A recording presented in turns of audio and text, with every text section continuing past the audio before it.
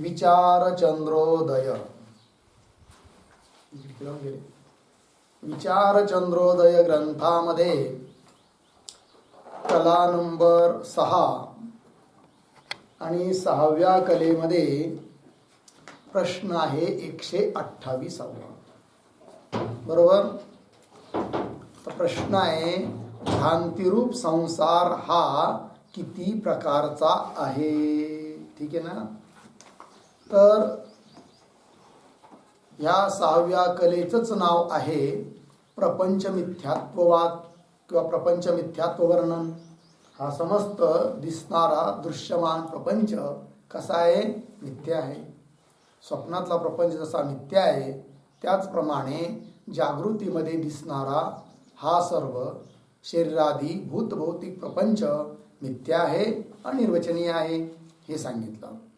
तर मग प्रश्न केला जात आहे की मिथ्या स्वरूप असणारा हा जो भ्रांतिरूप संसार आहे तो किती प्रकारचा आहे हा प्रश्न. उत्तर: भेदभ्रांती, कर्तृत्व भोक्तृत्व भ्रांती, संगभ्रांती, विकार भ्रांती, ब्रह्माहून भिन्न जगताच्या सत्यतेची भ्रांती, असा हा 5 प्रकारचा भ्रांतिरूप संसार आहे. भ्रांती म्हणजे भ्रम आहे की नाही. भ्रम म्हणजे जी वस्तू ज्या ठिकाणी जशी नाही त्या ठिकाणी तशी वाटणं, तिला म्हणायचं भ्रम. आहे रज्जू, वाटतो साप. तर साप आणि सापाचं ज्ञान हा भ्रम आहे. भ्रमालाच भ्रांती म्हणतात. तर जसं दोरीवर भासणारा सर्प भ्रमरूप आहे आणि त्या सर्पाचं अधिष्ठान रज्जू सत्य आहे, त्याप्रमाणे दिसणारा हा सर्व प्रपंच. आणखीन दृष्टांत द्यायचा झाला तर स्वप्न. स्वप्नामध्ये खूप काही दिसतं. दिसत असताना ते सत्यही वाटतं. स्वप्नामध्ये दिसणारी नदी, पर्वत, मनुष्य, जनावरं, झाडं, गाड्या, गाव सर्व दिसतं की नाही. परंतु ते वस्तुतः सत्य आहे का, नाही आहे. ते मिथ्या आहे, कल्पना मात्र आहे. दिसण्यापुरतीच त्याची सत्ता आहे. आणि त्याचं अधिष्ठान जे चैतन्य आहे अर्थात त्या स्वप्न प्रपंचाचा द्रष्टा तो मात्र सत्य आहे आणि त्या स्वप्न प्रपंचाहून तो भिन्न आहे. त्याप्रमाणे हा जो दिसणारा जागृतकालीन प्रपंच आहे हा सुद्धा तसाच मिथ्या आहे. आणि इथं सुद्धा अनेक पदार्थ तसेच दिसतात आहे की नाही. गाडी, घोडी, नदी, पहाड, पर्वत, आकाश, वायू, अग्नी, जल आहे की नाही. मनुष्य, पशु, पक्षी सर्व दिसतात. परंतु हे काही सत्य नाही आहे, मिथ्या आहे, भ्रमरूप आहे. आणि याचा अधिष्ठानभूत जो चैतन्य तत्व आहे ना, या सर्वांना जाणणारा आत्मा, तेच आपलं स्वरूप आहे आणि तो मी आहे. पण हा त्या आत्मस्वरूपावर अध्यस्त असणारा हा प्रपंच भ्रमरूप आहे. तर तो किती प्रकारचा आहे हा प्रश्न होता. तर उत्तर दिलं आहे 5 प्रकारचा संसार भ्रम आहे. कोणकोणती 5 प्रकारची भ्रांती आहे, भ्रम आहे. तर सांगितलं एक भेदभ्रांती आहे, भेद नसून भेद वाटतोय. दुसरा आहे कर्तृत्व भोक्तृत्वाची भ्रांती आहे. म्हणजे आत्मा जो आहे मी तो करताही नाही, भोगताही नाही. पण स्वतःला मनुष्य करताही समजतो आणि भोगताही समजतो. तर जो करता नाही, भोगता नाही त्याला करता भोगता समजणं म्हणजे तो काय आहे, भ्रमच आहे. आणखीन संघाची भ्रांती. एकाचं विस्तार टिप्पणीत खाली दिलाय बघा. पहिलं भेद भ्रांती आहे की नाही. तर भेद भ्रांतीवर 1 नंबर टिप्पणी आहे पहा. तर ते भेद भ्रांतीचे पुन्हा उपप्रकार सांगतात. कुणाकुणाचा भेद वाटतो माणसाला. तर जीवेश्वराचा भेद हा पहिला झाला. प्रत्येकाला असं वाटतं की नाही जीव वेगळा, मी जीव आहे, वेगळा आहे, ईश्वर माझ्याहून कोणीतरी भिन्न आहे, तो उपासक आहे, तो उपास्य आहे, मी त्याचा उपासक आहे, असं वाटतं की नाही. तर हा भ्रम कोणता झाला मग, जीव ईश्वराच्या भेदाचा भ्रम. वस्तुतः जीव आणि ईश्वर यांचा भेद नाही आहे. भेद आहे तो उपाधीने आहे आणि उपाधिकृत जो भेद असतो तो मिथ्या असतो. म्हणून उपाधी मिथ्या आहे. उपाधी बाजूला केली तर त्या दोन्ही उपाधीमध्ये म्हणजे जीवाच्या उपाधीमध्ये आणि ईश्वराच्या उपाधीमध्ये जो चैतन्य भाग आहे ते दोन्ही ठिकाणचं चैतन्य एकच आहे. वास्तविक भेद नाही आहे, कल्पित आहे भेद. पण कल्पित भेदाला मनुष्य सत्य समजतो म्हणून हा पहिला भ्रम. जीव ईश्वराचा भेद. नंबर 2 त्याच्यातच जीवांचा परस्पर भेद. बघा, प्रत्येकाला एक आपल्याहून दुसरा जीव भिन्न वाटतो की नाही, त्याला म्हणायचं जीवांचा परस्पर भेद. पण हा सुद्धा भेद म्हणजे कसा आहे, उपाधीने आहे. उपाधी बाजूला केली, स्थूल शरीर, स्थूल शरीराच्या अंतर्गत असणारं सूक्ष्म शरीर किंवा व्यष्टी अविद्या कारण शरीर किंवा जीवाची उपाधी बुद्धी, ती भिन्न भिन्न आहे. ती जर बाजूला केली तर चैतन्य स्वरूपात भेद नाही आहे. हे सर्व पंचमहाभूताचे ढाचे आहे. शरीर आहे की नाही, पंचीकृत पंचमहाभूताचे बनलेले मॉडेल आहे आणि त्याच्यामध्ये अनुस्यूत असणारं चैतन्य तत्व ते मात्र एकच आहे. पण मनुष्याला भेद वाटतो जीवाजीवाचा, आहे की नाही. कारण मनुष्य देहाला घेऊन आपलं स्वरूप समजतो, त्यामुळे भेद वाटणं साहजिक आहे. पण तो भेद भ्रमरूप आहे, वस्तुतः जीवाजीवाचा भेद सुद्धा नाही आहे. मग ते दिलं आहे. तर दुसरा जीवांचा परस्पर भेद. पुन्हा जडांचा परस्पर भेद, जडाचा भेद त्याला म्हणतात. म्हणजे घट बी जड आहे, पट बी जड आहे, त्यांचा सुद्धा परस्पर भेद वाटतो की नाही, तो एक झाला. तिसरा झाला हा. पुन्हा चौथा जीव जडाचा भेद. मनुष्य समजतो की नाही, घट जड आहे, मी चेतन आहे. म्हणजे मी चेतन झाला जीव आणि घट झाला जड, तर याला काय म्हणायचं, जीव जडाचा भेद. आणखीन एक आहे जड ईश्वराचा भेद, की घटपट हे जड वस्तू आहेत, ईश्वर चेतन वस्तू आहे, त्यांचा आणि याचा भेद आहे. असाही भेद वाटतो की नाही. मग बघा, जड ईश्वराचा भेद अशी ही 5 प्रकारची भ्रांती आहे. तर भ्रांतिरूप जो प्रपंच आहे 5 प्रकारचा, त्यात पहिला भ्रांतिरूप संसार सांगितला, भेद भ्रांती. त्या भेद भ्रांतीचे उपभेद किती झाले, 5 प्रकारचा भेद. लागलं पुढं मूळमध्ये वर, कर्तृत्व भोक्तृत्व भ्रांती सापडलं. त्याच्यावर टिप्पणी नंबर 2 आहे ना. बघा मग, अंतकरणाचे धर्म, कर्तृत्व भोक्तृत्वाची प्रतीती आत्म्याच्या ठाई होते, ती कर्तृत्व भोक्तृत्वाची भ्रांती आहे. कर्तृत्व भोक्तृत्वाची भ्रांती म्हणजे काय हे सांगतात. तर कर्तृ म्हणजे कर्तापणा. कर्तृत्व म्हणजे काय, कर्तापणा. मी कर्ता आहे, मी हे घर बनवलं, या घराचा कर्ता मी आहे, मी असं केलं, मी तसं केलं. म्हणजे स्वतःला मनुष्य कर्ता समजतो. मी म्हणजे आत्मा, तो कर्ता नाही आहे की नाही, तो कर्ता बी नाही आहे आणि भोक्ता बी नाही आहे. भोक्तेपणा त्याच्या ठिकाणी नाही आहे. मग कर्तृत्व भोक्तृत्व कर्तेपणा भोक्तेपणा हे धर्म कुणाचे आहेत, अंतकरणाचे किंवा बुद्धीचे आहेत. आणि ती बुद्धी मिथ्या आहे की नाही. आणि त्या बुद्धीचा साक्षी जो आहे तो आत्मा आहे, ते आपलं स्वरूप आहे. मग आत्मा करता बी नाही, भोगता बी नाही आहे, पण स्वतःला मनुष्य करता भोगता समजतो ना. मग जे धर्म आपले नाही ते धर्म आपल्या ठिकाणी समजणं म्हणजेच हा काय झाला, भ्रम झाला. याला भ्रांती असं म्हणतात. तेच दिले आहे 2 नंबर टिप्पणीमध्ये. अंतकरणाचे धर्म कर्तृत्व भोक्तृत्वाची प्रतीती आहे की नाही, त्या अंतकरणाच्या ठिकाणी नाही येऊ राहिली आपल्याला. कुठे येते, आत्म्याच्या ठाई होते. म्हणजे आत्मा करता भोगता वाटतो, तर ती कर्तृत्व भोक्तृत्वाची भ्रांती आहे. पुढे चला, 3 नंबर संघभ्रांती वर दिलाय ना 128च्या उत्तरात. संघभ्रांतीवर 3 नंबर टिप्पणी पहा. आत्म्याच्या बरोबर 3 नंबर आहे ना. आत्म्याचे देहाधिकाविषयी अहंतारूप व गृहाधिकाविषयी ममतारूप संबंध आहे की नाही. शक्य शब्द दिलाय की नाही, तो कट करा. संबंध शक्य आहे, तर संबंध आहे एवढंच. आत्म्याचे देहाधिकाविषयी, आत्म्याचा देहाधिकांच्या विषयी बाबतीत अहंतारूप संबंध आहे की नाही. आणि गृहाधिकाविषयी ममतारूप संबंध. यद्यपि देहाधिकाविषयी अहंतारूप संबंध बी नाही आहे, कारण देहाचा आणि मीचा काही संबंध नाही आहे. पण देहाला घेऊन मनुष्य काय समजतो, मी. पुन्हा घर शेती बाडी गाडी यांच्याविषयी आपल्याला काय भावना असते, माझी. म्हणजे ममतावर संबंध झाला की नाही, कुणाचा, आत्म्याचा. कुणाविषयी, गृहाधिकाविषयी. खरं पाहिलं तर आत्म्याचा गृहाधिकाविषयी कोणताही संबंध नाही आहे, पण वाटतो, म्हणून तो काय आहे, भ्रम. यालाच म्हणायचं संघभ्रांती आहे की नाही. एक स्वरूप झालं संघभ्रांतीचं. किंवा दुसऱ्या पद्धतीने सांगू राहिले टिप्पणीमध्येच. पुन्हा वाचतो 3 नंबर टिप्पणी.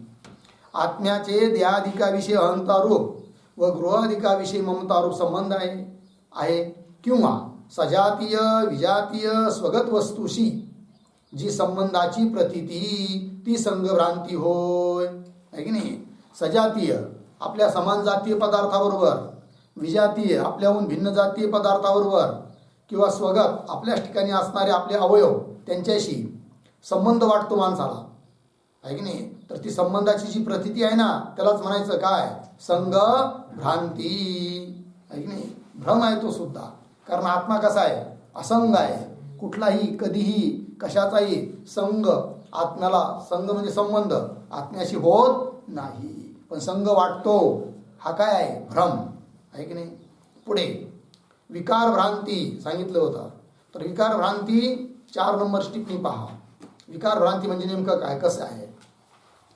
दुधाचा विकार दही या न्यायाने म्हणजे याप्रमाणे ब्रह्माचा विकार जीव व जगत आहेत अशी जी प्रतीती म्हणजे ज्ञान, भ्रमरूप ज्ञान आहे ते. अशी जी प्रतीती ती विकार भ्रांती होय. म्हणजे विकार नसून विकार वाटणं. उदाहरण दिलं आहे, दूध आहे आणि दुधाचं काय केलं, दही बनवलं. म्हणजे दुधाचा काय झाला, विकार झाला. कोण, दही. आहे की नाही. आणि अवस्थांतर, विकार म्हणजे काय, अवस्थांतर. दुधाचं झालं दही. बरोबर आहे की नाही. तसं बऱ्याचदा वाटतं माणसाला, अरे ईश्वरच जीव बनला, ईश्वरच जगत बनलं, ब्रह्मच हे जगत बनलं, म्हणजे ब्रह्माचा विकारच काय आहे, जगत आहे असं वाटतं. परंतु ब्रह्म कसं आहे, निर्विकार. त्याच्या ठिकाणी कोणताही विकार होत नाही.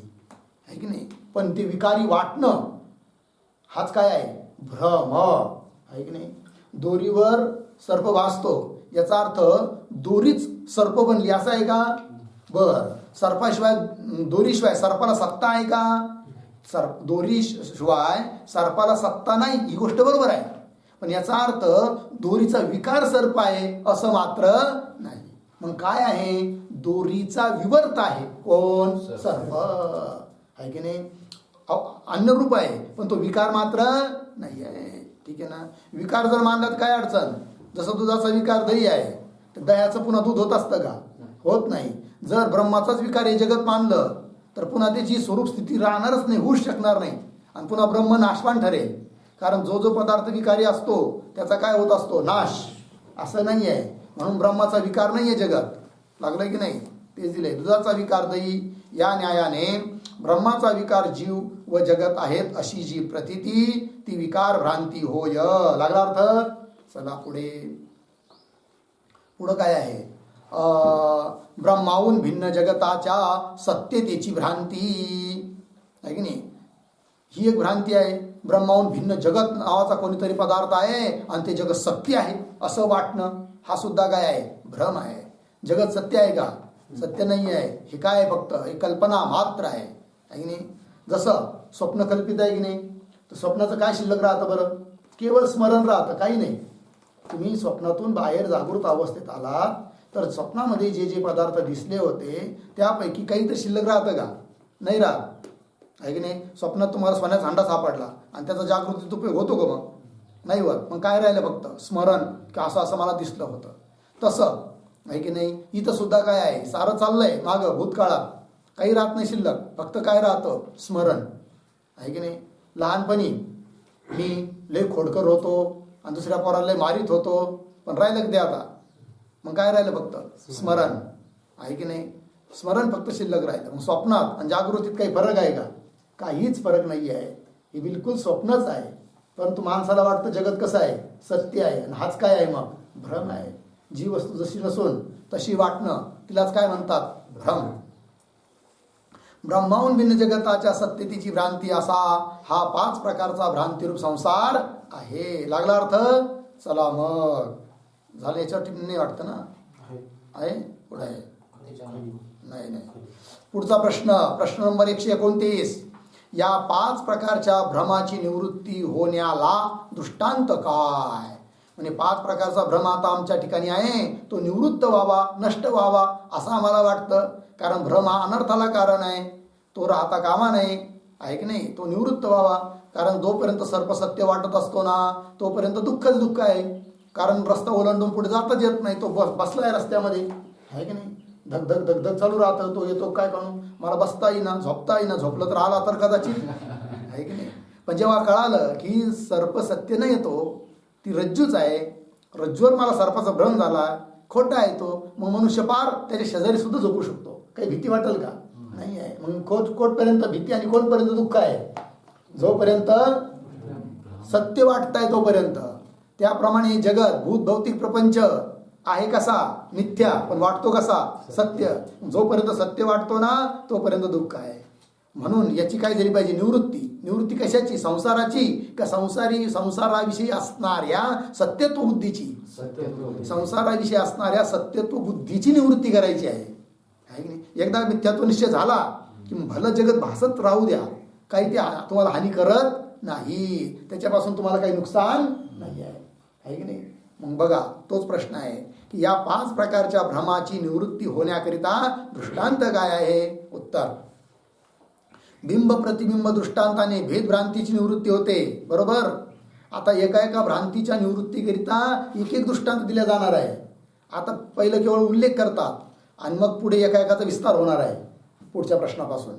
अगोदर फक्त बघा आता बिंब प्रतिबिंब दृष्टांताने, हा दृष्टांत आहे, ठीक आहे ना जी. दृष्टांताने भेदभ्रांतीची निवृत्ती होते. बरोबर.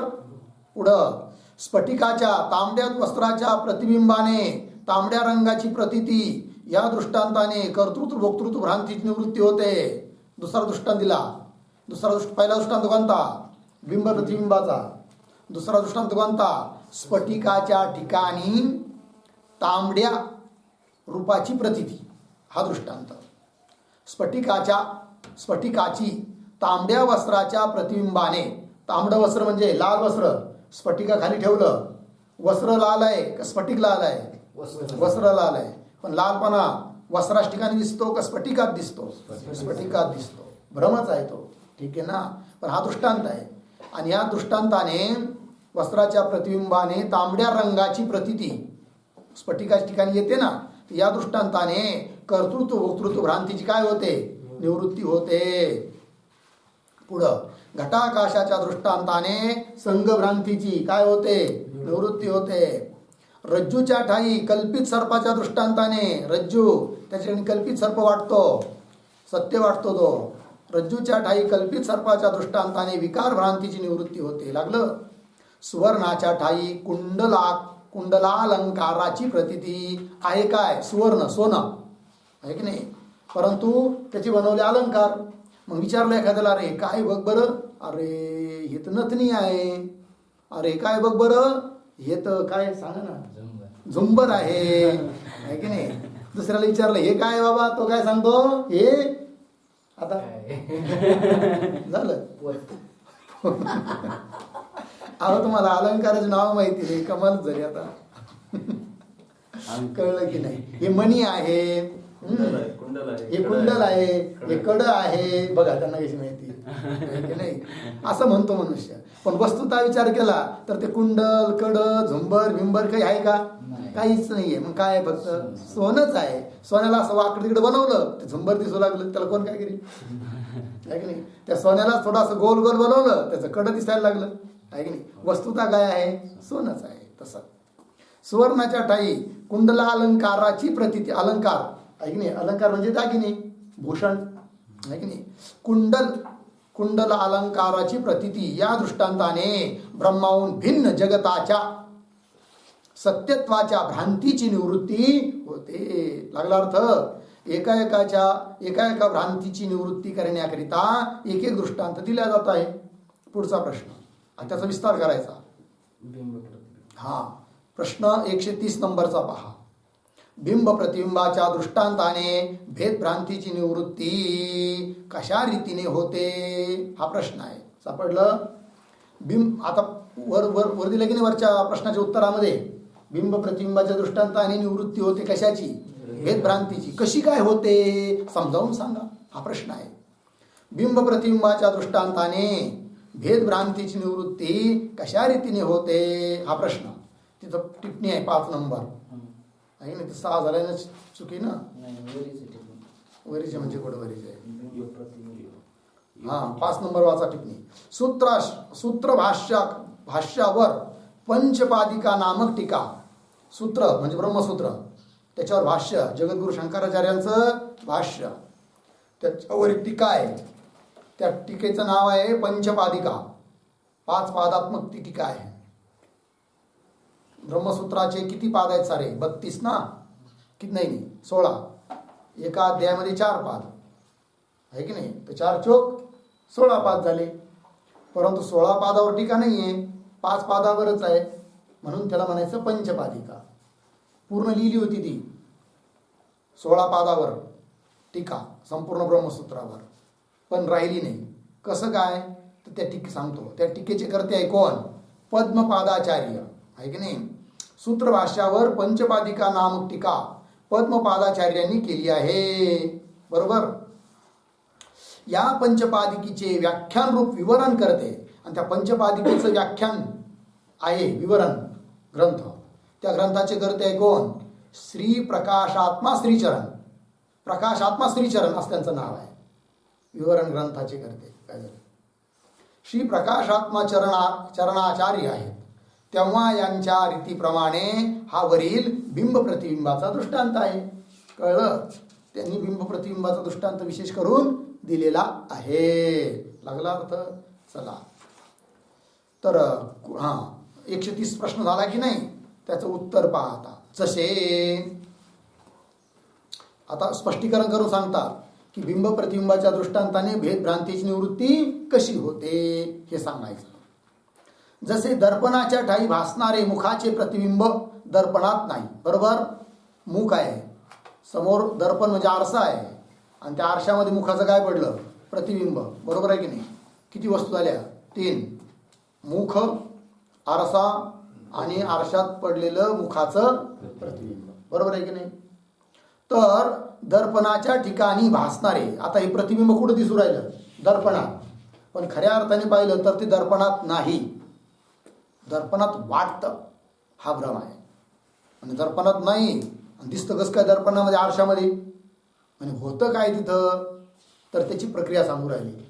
बघा, दर्पणाच्या ठिकाणी भासणारे मुखाचे प्रतिबिंब दर्पणात नाही, तर दर्पणास पाहण्यास निघालेली नेत्राची वृत्ती ती दर्पणास स्पर्श करून फिरून परत येऊन मुखासच पाहते. यास्तव बिंब जे मुख त्याच्याशी प्रतिबिंब अभिन्न आहे, म्हणून प्रतिबिंब मिथ्या नाही तर सत्य आहे. कळलं? बिंब प्रतिबिंब वाद, त्यांच्यामध्ये प्रतिबिंब मिथ्या नाही आहे, प्रतिबिंब कसं आहे? सत्य आहे. म्हणजे कसं काय? की मुखाहून बिंबाहून ते वेगळं नाहीच. होतं काय? तर समोर आरसा घेतला आहे की नाही? तर आरशामध्ये आपल्याला भ्रमाने वाटतं की आरशात प्रतिबिंब आहे म्हणून, आरशात नाही आहे ते. मग होतं काय? तर ज्याप्रमाणे अंतकरणाची वृत्ती चक्षुर इंद्रियाच्या द्वारे बाहेर निघून घटाला पाहण्याकरता जाते की नाही? घटाला पाहते, त्याप्रमाणे आरशाला बघण्याकरिता वृत्ती जाते. आणि वृत्तीने काय करायला पाहिजे होतं? आरशाचं ज्ञान व्हायला पाहिजे होतं फक्त. पण तो आरसा स्वच्छ परमाणूचं कार्य असल्यामुळे ती वृत्ती त्या आरशाला टक्कर घेते आणि टक्कर घेऊन मागं फिरते. इतकी वेगाने ती मागं फिरते की ती मुखालाच पाहते. ती वृत्ती कोणाला पाहते? मुखाला पाहते. पण वाटतं भ्रमाने काय? की मी आरशात मुखाला पाहून राहिलो. मग आता प्रतिबिंब आरशामध्ये जर असतं तर विचार झाला असता ते मिथ्या आहे म्हणून, कारण बिंबाहून वेगळं आहे. पण बिंबाच्याच ठिकाणी प्रतिबिंब भाव मिथ्या आहे, म्हणून बिंब प्रतिबिंब वाद दृष्टांतामध्ये प्रतिबिंब मिथ्या नाही आहे, प्रतिबिंब भाव मिथ्या आहे. म्हणजे प्रतिबिंब रूपाने जे वेगळं वाटतं ना, तेवढा भाग मिथ्या आहे. कारण मुखाच्याच ठिकाणी प्रतिबिंब भाव उत्पन्न होतो. पंक्ती पहा. जसे दर्पणाच्या ठिकाणी भासणारे मुखाचे प्रतिबिंब दर्पणात नाही, तर दर्पणास पाहण्यास निघालेली, दर्पणाला बघण्याकरता निघालेली कोण? नेत्राची वृत्ती आहे की नाही? अंतकरणाची वृत्ती नेत्राद्वारे निघून आरशापर्यंत जाते, म्हणून तिला नेत्राची वृत्ती म्हटलं गेलं इथं, कारण नेत्राच्या माध्यमातून ती वृत्ती जाते. नेत्राची वृत्ती ती दर्पणास स्पर्श करून, टक्कर घेऊन, स्पर्श करून फिरून परत येऊन मुखासच पाहते. कोण? वृत्ती. वृत्ती. यास्तव म्हणजे या कारणाने बिंब जे मुख, बिंब कोण आहे? मुख. त्याच्याशी प्रतिबिंब अभिन्न आहे. बिंब जे आहे ना तेच प्रतिबिंब आहे, त्याच्याहून भिन्न नाही. म्हणून बिंब जसं सत्य आहे तसं प्रतिबिंब सुद्धा सत्यच आहे. यास्तव बिंब जे मुख त्याच्याशी प्रतिबिंब अभिन्न आहे, म्हणून प्रतिबिंब मिथ्या नाही तर सत्य आहे. लागला अर्थ? प्रतिबिंबाचे धर्म जे बिंबाहून भिन्नत्व. प्रतिबिंबाचा धर्म काय? बिंबाहून भिन्नत्व, म्हणजे बिंबाहून भिन्न वाटणे आहे की नाही. हा धर्म झाला कोणता? प्रतिबिंबाचा भिन्नत्व. प्रतिबिंबाचे धर्म जे बिंबाहून भिन्नत्व व दर्पणात अस्तित्व, म्हणजे दर्पण स्थितत्व दुसरा धर्म. पहिला धर्म बिंब भिन्नत्व, हा मिथ्या आहे की नाही. पुन्हा दर्पण स्थितत्व व बिंबाच्या उलटे दिसणे, विपरीतत्व याला म्हणतात. हे तीन व या तिन्हीचे प्रतीती रूप ज्ञान ती भ्रांती होय. बघा आता बिंब प्रतिबिंबवाद जो आहे ना, म्हणजे बिंब प्रतिबिंबवाद ज्याला म्हणतात, त्या दृष्टांतामध्ये मिथ्या काय आणि मिथ्या काय नाही. तर प्रतिबिंब मिथ्या नाही आहे, मग मिथ्या काय आहे? तर ते तीन धर्म मिथ्या आहेत. म्हणजे प्रतिबिंब भाव ज्याला आपण म्हणतो. मग ते तीन धर्म कोणते? तर क्रमाने सांगितलं ना, बिंबाहून भिन्नत्व, भिन्न वाटतं, भिन्न नाही आहे पण बिंबाहून भिन्न वाटतं ना, भिन्नपणा दिसतो ना, तो मिथ्या आहे. दर्पणात नाही प्रतिबिंब पण दर्पणात वाटतं, ते मिथ्या आहे. पुन्हा विपरीतत्व म्हणजे उलट दिसतं आहे की नाही, ते पण काय आहे? मिथ्या आहे. प्रतिबिंबाचे धर्म जे बिंबाहून भिन्नत्व व दर्पणात अस्तित्व म्हणजे दर्पण अस्तित्व व बिंबाचे उलटे दिसणे म्हणजे विपरीतत्व, हे तीन व या तिन्हीचे प्रतितिरूप ज्ञान म्हणजे हे तीन धर्म आणि त्या धर्माचं ज्ञान, हे काय आहे? मिथ्या. व या तिन्हीचे प्रतितिरूप ज्ञान ती भ्रांती होय. लागला अर्थ? पुढे सबब या धर्मांना मिथ्यात्वाच्या निश्चयाने बाध केल्यावर बिंब व प्रतिबिंब यांचा सदोदित अभेद आहे. सबब म्हणजे एकंदरीत काय ठरलं? मग हे धर्म एकदा मिथ्या ठरले तर प्रतिबिंब आणि बिंब दोन राहिलेच नाही. आता दोन्ही काय आहे? एकच आहे. सबब या धर्मांना मिथ्यात्वाच्या निश्चयाने, या धर्माविषयी मिथ्यात्वाचा निश्चय झाल्याने बाध केल्यावर म्हणजे मिथ्या आहे असा निश्चय केल्यानंतर बिंब व प्रतिबिंब यांचा सदोदित काय आहे? अभेदच आहे. हा निश्चय होतो. लागला अर्थ? हा झाला दृष्टांत. आता सिद्धांत सांगतात. सिद्धांत काय? की बिंब प्रतिबिंबाच्या दृष्टांताने कोणती भ्रांती निवृत्त होते म्हणून सांगितलं होतं, भेद भ्रांती. ती कशी होते ही गोष्ट आता सिद्धांत रूपाने सांगतात. सिद्धांत तसेच शुद्ध बिंबरूप ब्रह्म आहे. जसं इथं मुख होतं की नाही, तसं सिद्धांतामध्ये शुद्ध ब्रह्म हेच काय आहे? बिंबस्थानी आहे. शुद्ध बिंबरूप ब्रह्म आहे. याचे अज्ञान हे कोणी? दर्पण आहे. दर्पण म्हणजे आरसा आहे की नाही. स्वस्वरूपाचं ज्ञान नाही आहे म्हणजे अज्ञान. तर अज्ञान हाच काय झाला? आरसा, दर्पण. त्यात जीवरूप प्रतिबिंब भासते आणि त्या अज्ञानामध्ये काय भासतं? त्या बिंबाचं जीवरूप प्रतिबिंब भासतं. जीवरूप प्रतिबिंब भासते. यात स्वप्नातल्या प्रमाणे एक जीव मुख्य आहे की नाही. जसं स्वप्नामध्ये अनेक जीव दिसतात, गाढव, कुत्रा, म्हैस, अनेक प्राणी दिसतात की नाही. परंतु अनेक जरी जीव दिसत असले स्वप्नामध्ये तर अनेक जीव आहेत का? नाही. फक्त पाहणारा एकच जीव मुख्य आहे. त्याप्रमाणे इथं सुद्धा यात स्वप्नातल्याप्रमाणे एक जीव मुख्य आहे. बरोबर. व दुसरे स्थावर जंगम रूप असंख्य जीव भासतात. हा जीवाभास आहे.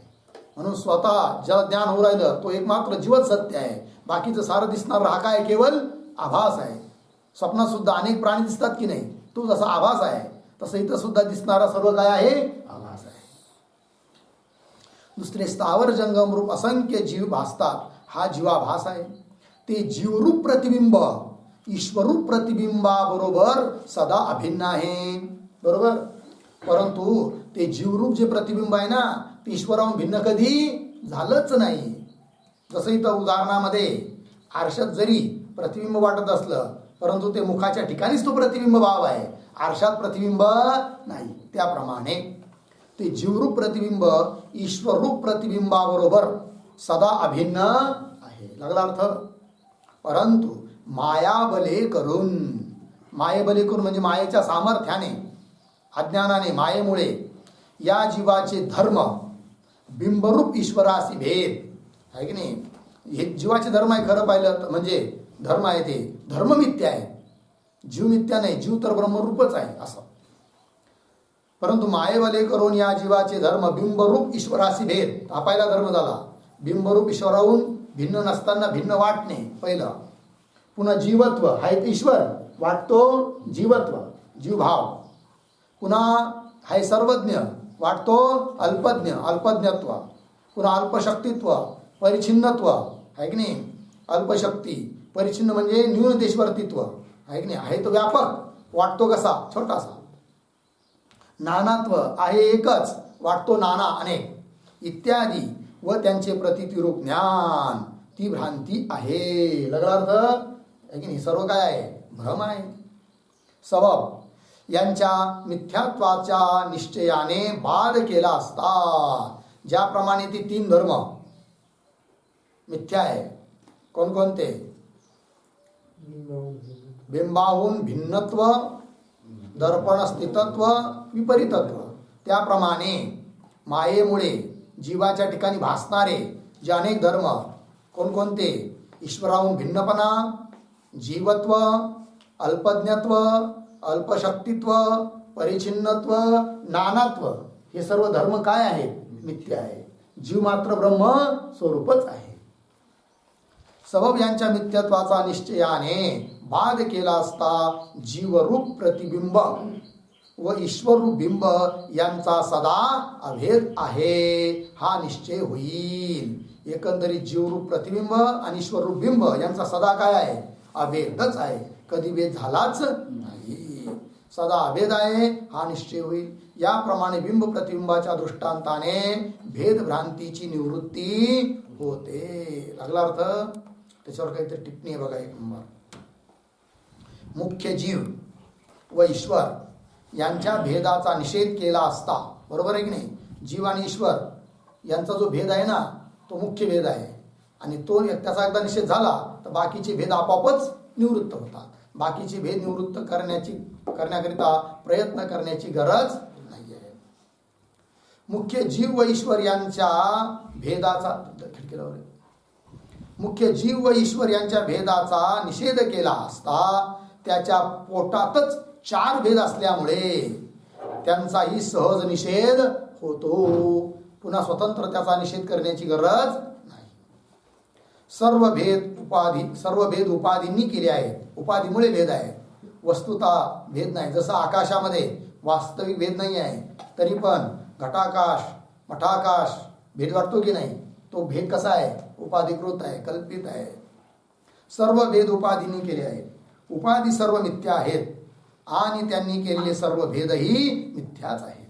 यास्तव वास्तविक अद्वैत ब्रह्मच अवशेष राहते. अवशेष राहते म्हणजे शिल्लक राहतं. एकमात्र शिल्लक शुद्ध ब्रह्मच राहतं. बाकी सर्व भेद मिथ्या आहे. लागला अर्थ. चला पुढचा प्रश्न. प्रश्न नंबर 131. स्फटिकाच्या ठिकाणी तांबड्या वस्त्राच्या तांबड्या रंगाची प्रतीती येते, बरोबर. हा दृष्टांत आहे. आणि या दृष्टांताने एक भ्रम निवृत्त होतो म्हणून सांगितलं होतं. कोणता? कर्तृत्व भोक्तृत्वाची भ्रांती. तोच प्रश्न विचारला जात आहे आता. प्रश्न नंबर 131. स्फटिकाच्या ठिकाणी तांबड्या वस्त्राच्या तांबड्या रंगाची प्रतीती या दृष्टांताने कर्तृत्व भोक्तृत्वाची भ्रांती कशा रीतीने निवृत्त होते? हा प्रश्न. उत्तर. जसे तांबड्या वस्त्रावर ठेवलेल्या स्फटिक मण्यात आहे की नाही. तांबडा वस्त्र म्हणजे तांबडा म्हणजे लाल रंगाचं, पिवळ्या रंगाचं, लाल रंगाचं वस्त्र आहे, केसरी. आणि त्याच्यावर काय ठेवलं आहे? स्फटिक. स्फटिक म्हणजे काचेचा एक गोळा, शुद्ध स्फटिक आहे की नाही. आरपार दिसतं त्याच्यातून. त्याच्या ठिकाणी कोणताच रंग म्हणजे तांबडा पिवळा हा रंग नाही आहे, पण तांबडा वाटतो स्फटिक. पाहिला की नाही कधी स्फटिक? नाही पाहिला. कधी एखाद्या टेबलावर ठेवलेला असा काचेचा गोळा पाहिला का? मग तोच समजायचा. हा. तांबड्या वस्त्रावर ठेवलेल्या स्फटिक मण्यात वस्त्राचा तांबडा रंग संयोग संबंधाने भासतो. वस्त्राचा स्फटिकाचा संयोग संबंध आहे आणि म्हणून स्फटिकाच्या ठिकाणी तांबडा रंग भासतो. यद्यपि तांबडा रंग वस्त्राचा आहे, स्फटिकाचा नाही, पण तांबड्या वस्त्राचा आणि स्फटिकाचा संयोग संबंध आल्याने स्फटिकाच्या ठिकाणी तांबडा रंग भासतो. परंतु तो वस्त्राचा धर्म आहे, तांबडा रंग वस्त्राचा धर्म आहे. वस्त्र व स्फटिक यांचा वियोग असताना, म्हणजे आता बाजूबाजूला केले, कपडा ठेवला एका बाजूला आणि स्फटिक ठेवला दुसरीकडं, आता त्या स्फटिकामध्ये तांबड्या रंगाचा भ्रम होईल का? नाही. वस्त्र व स्फटिकांचा वियोग असताना स्फटिकाच्या ठिकाणी तो रंग भासत नाही, म्हणून तो स्फटिकाचा धर्म नाही. लागला?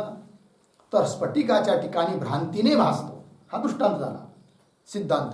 तसेच अंतकरणाचा धर्म जो कर्तृत्व भोक्तृत्व आहे की नाही, अंतकरणाचा अधिष्ठान कोण आहे? आत्मा. आणि अंतकरणाच्या ठिकाणी धर्म आहे कोणता? कर्तृत्व भोक्तृत्व. पण तो धर्म अंतकरणाच्या ठिकाणी न भासता भासू राहिला आपल्याला कुठं? आत्म्याच्या ठिकाणी. तेच तसेच अंतकरणाचा धर्म जो कर्तृत्व भोक्तृत्व तो आत्म्याच्या ठाई तादात्म्य संबंध करून भासतो. कारण जसं तांबड्या कपड्याचा आणि स्फटिकाचा संयोग संबंध आहे, तसं अंतकरण आणि अधिष्ठान आत्मा या दोघांचा काय आहे? तादात्म्य संबंध आहे. तादात्म्य म्हणजे कल्पित तादात्म्य संबंध आहे, वास्तविक तादात्म्य नाही आहे. पण तादात्म्य संबंध आल्यामुळे अंतकरणाचा धर्म भासू राहिला कुठं? आत्म्याच्या ठिकाणी. तादात्म्य संबंधी करून भासतो, परंतु तो अंतकरणाचा धर्म आहे. बरोबर? आणि कशावरून सांगतात? सुषुप्तिक अंतकरण व आत्मा यांचा वियोग झाला असता आत्म्याच्या ठाई भासत नाही. जसं तांबडा कपडा आणि स्फटिक बाजूबाजूला केले तर स्फटिकात तांबडा रंग भासत नाही. त्याप्रमाणे जेव्हा आपल्याला झोप लागते तेव्हा अंतकरण हे अविद्येत विलीन होतं, आहे की नाही? आणि त्यामुळे अंतकरणाचा धर्म आता झोपेमध्ये आत्म्याच्या ठिकाणी भासतो का? नाही भासत, आहे की नाही? याचा अर्थ काय ठरतं? की तो अंतकरणाचाच धर्म आहे. अंतकरण असेल जागृतीत तर आत्म्याच्या ठिकाणी धर्म भासायला लागतो. सुषुप्तीमध्ये अंतकरण विलीन होतं तर त्याचा धर्म भासत नाही आत्म्याच्या ठिकाणी. याचा अर्थ तो अंतकरणाचा धर्म आहे, आत्म्याचा नाही. पण ती पहा, सुषुप्तीत अंतकरण व आत्मा यांचा वियोग झाला असता आत्म्याच्या ठाई भासत नाही. वियोग झाला की नाही? अलग अलग झाले आहेत, कळलं की नाही? अलग अलग झाले म्हणजे काय बरं? तर ते अंतकरण लीन झालं कुठं? अविद्येत. आणि ते अविद्या भले अध्यस्त आहे आत्म्यावर, परंतु साक्षात आता अंतकरण त्याचा आत्म्याशी साक्षात संबंध आहे का? नाही, कारण ते लीन झालं कुठं? अविद्येत. असं म्हणून वियोग झाला.